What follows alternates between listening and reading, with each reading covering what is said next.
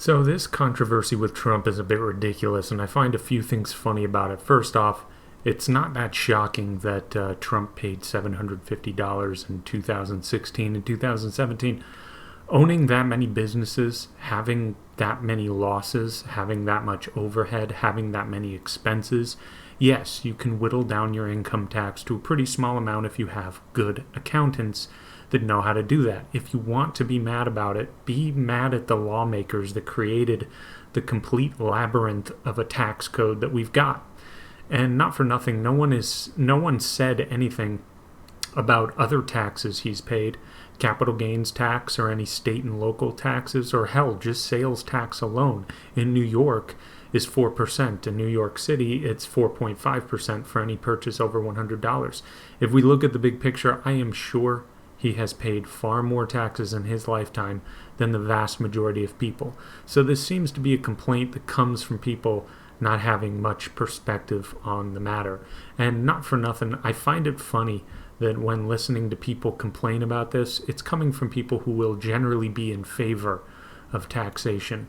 After all, it's the price we pay to live in society. I'm happy to pay taxes. Who will build the roads, etc., etc.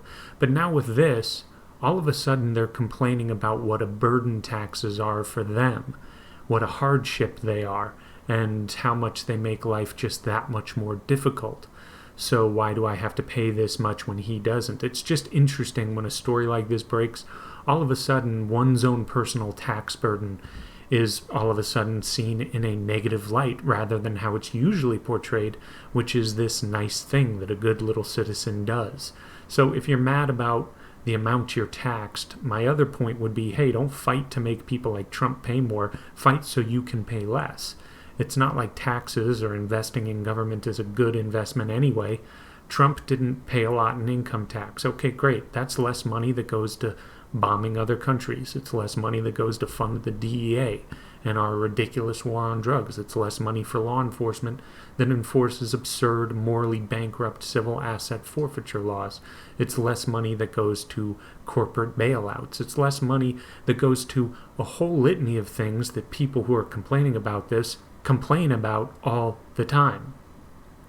The only thing that should make you mad is if you want to pay less taxes. After all, I can look at my job and not just see what I pay in taxes year to year, but see that over the past 7 years, I would have at least $30,000 more to my name if I wasn't taxed to the extent that I am. That is insane. That is a down payment on a decent house that the government has taken from me in that time. The only thing that should bother you is the fact that we're taxed to death already. And if Trump skirted a bunch of taxes, you should at least want the system simplified to the point where you can get out of paying so much in taxes as well. Everywhere I've lived, the roads are crap, and the cities I've lived in where government is more active, the worse the cities seem to be. If I could choose for myself, the government would be the last place I would park any money. But that's all for right now. Like and subscribe, and take it easy.